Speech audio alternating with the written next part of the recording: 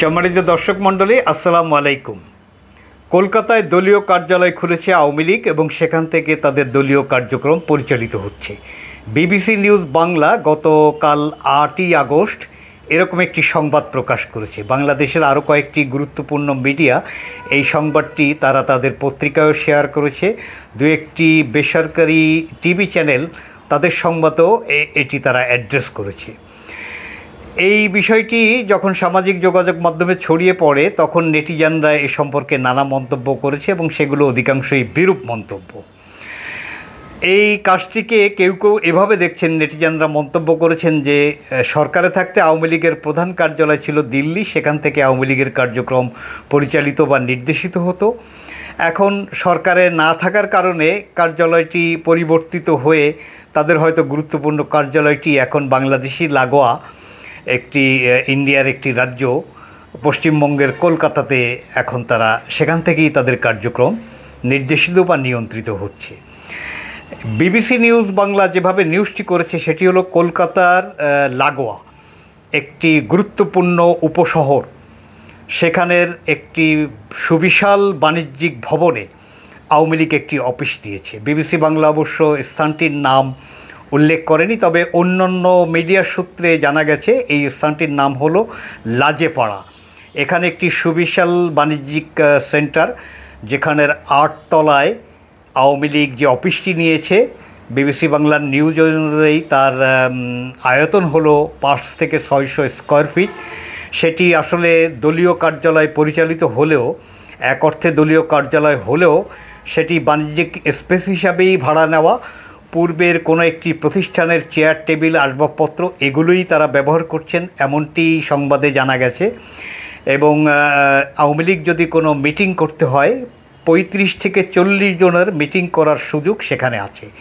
এই বাণিজ্যিক ভবনটি স্বাভাবিকভাবেই বাণিজ্যিক ইন্টারেস্ট যাদের, তাদের ওঠা বসা, ফলে এখানকার যারা চলাচল করেন বা এখানে যারা কনসার্ন, তারা এটি একটি রাজনৈতিক দল এখানে পরিচালিত হচ্ছে এমনটি জানারও সুযোগ তাদের নেই। কারণ আওয়ামী লীগ সেই অফিসে তাদের কোনো সাইনবোর্ড ব্যবহার করেনি, এমনকি সেই কার্যালয়ের ভিতরে তারা শেখ হাসিনা বা তাদের জাতির পিতা শেখ মুজিবুর রহমানের কোনো ছবি তারা স্থাপন করেনি। এমনকি ওই অফিসের যারা পরিচালক তারা জানিয়েছেন যে তারা দলীয় কার্যালয় পরিচালনার জন্য যেরকম ফাইলপত্র সংরক্ষণের বিষয় থাকে সেরকমও কোনো প্রচেষ্টা বা উদ্যোগ তাদের পক্ষ থেকে নেই, এই কারণে যে এই বাণিজ্যিক স্পেসটি রাজনৈতিক দলের অফিস হিসাবে ব্যবহার হওয়ার দৃশ্যমান কোনো প্রমাণ তারা রাখতে চাননি।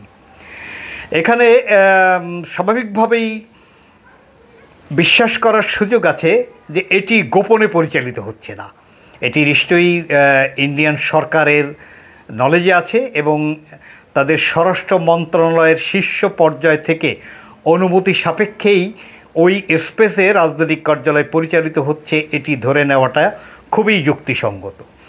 এখানে উল্লেখ্য যে গত বছর 5ই আগস্ট শেখ হাসিনা পালিয়ে যাওয়ার পরে 8ই আগস্ট একটি অন্তর্বর্তীকালীন সরকার শপথ নেওয়ার পূর্ব এই সময়ের সুযোগে, যখন পুলিশ কার্যক্রম করছিল না, মানুষের অ্যাটেনশন ছিল অন্যদিকে, সেই সময়ে শেখ হাসিনার পদাঙ্ক অনুসরণ করে আওয়ামী লীগের শীর্ষ, মাঝারি এবং অঙ্গ সহযোগী সংগঠনের বিপুল সংখ্যক নেতারা, উল্লেখযোগ্য নেতারা, তারা পালিয়ে পার্শ্ববর্তী কলকাতা বা তার আশেপাশে অবস্থান গ্রহণ করেন। এই তথ্যে জানা গেছে যে প্রায় সাবেক এবং ওই সময়ের বর্তমান এবং সাবেক মিলিয়ে প্রায় 80 জন বা তার কিছু বেশি সংখ্যক সংসদ সদস্য, উপজেলা চেয়ারম্যান, মেয়র, জেলা পর্যায়ের প্রেসিডেন্ট সেক্রেটারি, অঙ্গ সহযোগী সংগঠনের শীর্ষ নেতৃবৃন্দ, এরকম প্রায় 2 শতাধিক মানুষ কলকাতা বা তার আশেপাশে অবস্থান নিয়ে তারা ইতিমধ্যে অনেকটা অ্যাকোমোডেশন নিয়েই বসবাস শুরু করেছেন। সেক্ষেত্রে কলকাতায় থাকা আওয়ামী লীগের নেতৃবৃন্দ বিবিসি নিউজকে জানিয়েছেন যে তারা এখানে প্রথম দিকে পরিবার নিয়েই উঠেছিলেন। সকলের পক্ষে পরিবার সেখানে অ্যাবিল করা সম্ভব হয় নাই বলে তারা কেউ কেউ পরিবারকে বাংলাদেশে সুবিধাজনক সময়ে নিরাপদে আত্মীয় স্বজনের কাছে পাঠিয়ে দিয়েছেন, আবার কেউ কেউ সেখানে সিঙ্গেলই আছেন, পরিবারের সাথে বিভিন্ন ভার্চুয়াল মাধ্যমে তারা যোগাযোগ করছেন। আবার কেউ কেউ সামর্থ্যের ঘাটতি এই এক বছরে কারো কারো দেখা গেছে, তারা কোনো একটা নির্দিষ্ট স্থানে বা ফ্ল্যাটে একাধিক ব্যক্তি মেস হিসাবে শেয়ার করে তারা সেখানে অবস্থান করছেন। কোনো দলীয় আলোচনার প্রয়োজন হলে একসময় তারা এই সমস্ত বাসাগুলোতে আয়োজন করতেন, সেখানে 10-12 জনের মতো বসার সুযোগ বা আলোচনা করার সুযোগ ছিল।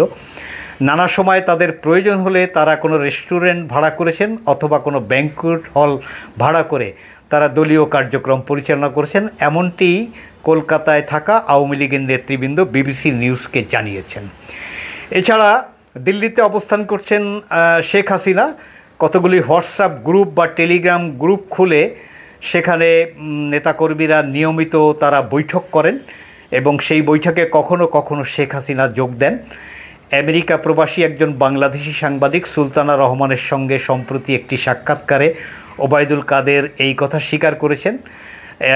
নিউজ 18 ইন্ডিয়ার একটি প্রভাবশালী নিউজ মিডিয়া, তারা এ সম্পর্কে আবার একটি সংবাদ ছাপিয়েছিল যে ওবায়দুল কাদের এই টেলিগ্রাম বৈঠকে হাসিনা যখন উপস্থিত থাকেন তার সঙ্গে কথা বলার ক্ষেত্রে তালিকা নিরূপণে দলীয় নেতাকর্মীদের কাছ থেকে তিনি অর্থ লেনদেন করেন। এই অভিযোগটি ওবায়দুল কাদেরের বিরুদ্ধে উঠেছিল। সুতরাং যোগাযোগ তাদের আছে। সম্প্রতি 31শে জুলাই শেখ হাসিনা ইন পারসন দিল্লিতে একটি বা একাধিক বৈঠক করেছেন।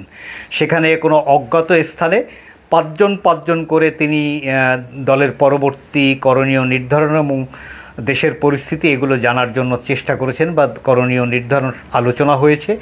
এটি কেউ কেউ বলছেন একটি বৈঠক হয়েছে, আর কেউ কেউ বলছেন পাঁচজন করে ইন পারসন অর্থাৎ সরাসরি বৈঠক হয়েছে। যদিও সুলতানা রহমানের সাথে সাক্ষাৎকারে ওবায়দুল কাদের এই তথ্যটি বেমালুম অস্বীকার করেছেন। তিনি বলেছেন পৃথিবী এখন উন্নত, অর্থাৎ তিনি ভার্চুয়ালি টেলিগ্রাম বা হোয়াটসঅ্যাপের মাধ্যমে তাদের বৈঠক যোগাযোগ হয়, নেটওয়ার্ক আছে, এটি বলার চেষ্টা করেছেন। কিন্তু ভারতীয় মিডিয়াই মোটামুটি নিশ্চিত করেছে 31শে জুলাই শেখ হাসিনা একটি বৈঠক করেছেন। সম্ভবত তার আগেই এই কলকাতার কার্যালয় বা এই বাণিজ্যিক স্পেসটি নিয়ে সেখানে দলীয় কার্যক্রম পরিচালনা করা হচ্ছে। ইতিমধ্যে তারা কয়েকটি সভা সেখানে করেছেন, এরকমটি নিশ্চিত হওয়া গেছে।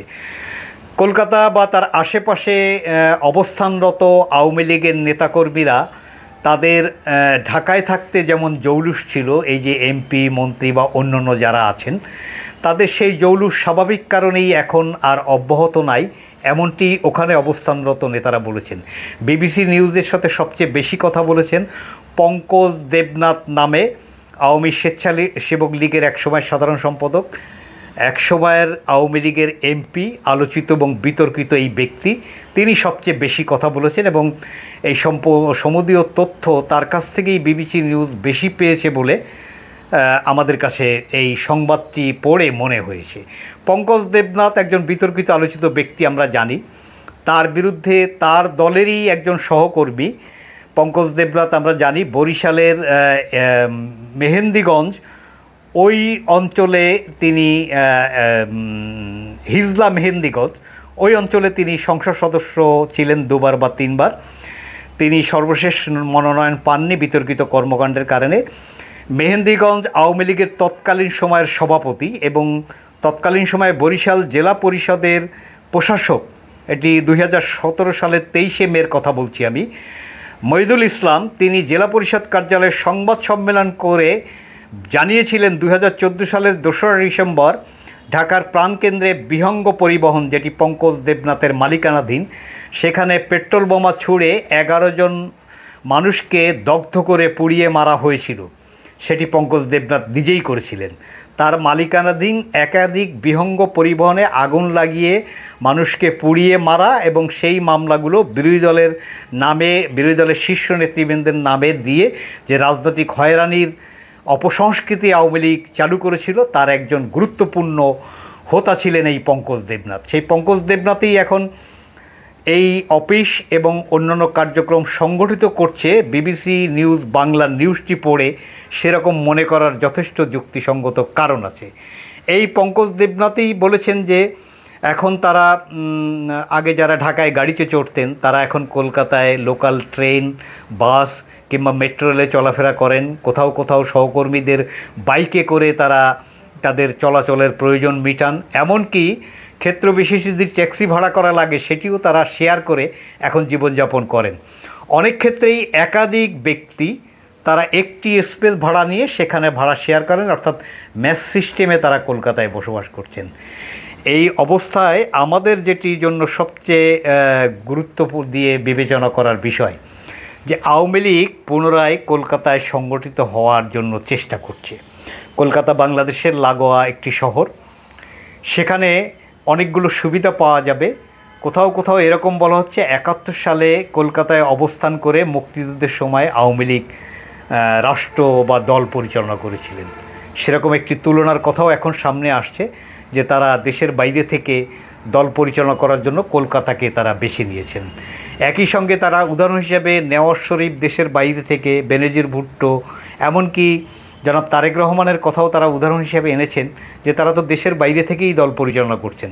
সেক্ষেত্রে তারা সবচেয়ে সুবিধার জায়গাটি এরকমই মিন করার চেষ্টা করেছেন যে কলকাতা বাংলাদেশের খুব কাছাকাছি, সেখান থেকে দল পরিচালনা করা, দলের নেতাকর্মীদেরকে সংগঠিত করা এবং তাদের যে কার্যক্রম, এখন পর্যন্ত তারা কোনো ইতিবাচক কার্যক্রম, রাজনৈতিক কার্যক্রম গ্রহণ করেছেন এটি জানার, বোঝার এবং বিশ্বাস করার কোনো সুযোগ নেই। ভায়োলেন্স সৃষ্টি করে, একটা বিপরীত পরিস্থিতি তৈরি করে, দেশে অস্থিরতা তৈরি করে তারা ক্ষমতায় বা দেশে ফিরে আসার জন্য যে চেষ্টাটা করছেন সেটিও এই নিউজে নানাভাবে, ওবায়দুল কাদেরের কথা আছে এই নিউজে, পঙ্কজ দেবনাথ কথা বলেছেন, নিষিদ্ধ ঘোষিত সংগঠন ছাত্রলীগের সভাপতি সাদ্দাম কলকাতায় আছেন, তিনি কথা বলেছেন।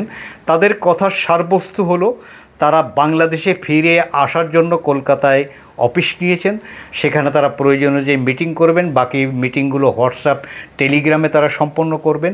দেশে অবস্থানরত আওয়ামী লীগের নেতাকর্মীদেরকে তারা উদ্বুদ্ধ করবেন, সেই উদ্বুদ্ধ কোনো রাজনৈতিক কাজে না। খুবই নিশ্চিত হওয়া গেছে এদের আলাপচারিতা এবং এদের এই প্রস্তুতি পর্ব অন্যান্য বিষয়ে যে তারা দেশে একটি ভায়োলেন্স সৃষ্টি করে তারা ক্ষমতায় অথবা দেশে ফিরে রাজনীতিতে তারা পুনর্বাসনের চেষ্টা করবেন। কোনো পরিশীলিত কোনো রাজনৈতিক সাংগঠনিক উদ্দেশ্য আওয়ামী লীগের নাই, এটি নিশ্চিত হয়েছে। সাম্প্রতিক কিছু সংবাদেও আমরা দেখেছি দেশব্যাপী আগস্ট জুড়ে কীভাবে সন্ত্রাসী ছক আওয়ামী লীগ এঁকেছিল তাও আমরা দেখেছি। ফলে আমার মনে হয় বাংলাদেশে যে রাজনৈতিক দলগুলো ফ্যাসিবাদ বিরোধী আন্দোলনে ভূমিকা রেখে হাসিনাকে পালিয়ে যেতে বাধ্য করেছিল তাদের এই সমস্ত প্রশ্নে সতর্ক হওয়া এবং ঐক্যবদ্ধ থাকাটা খুব জরুরি।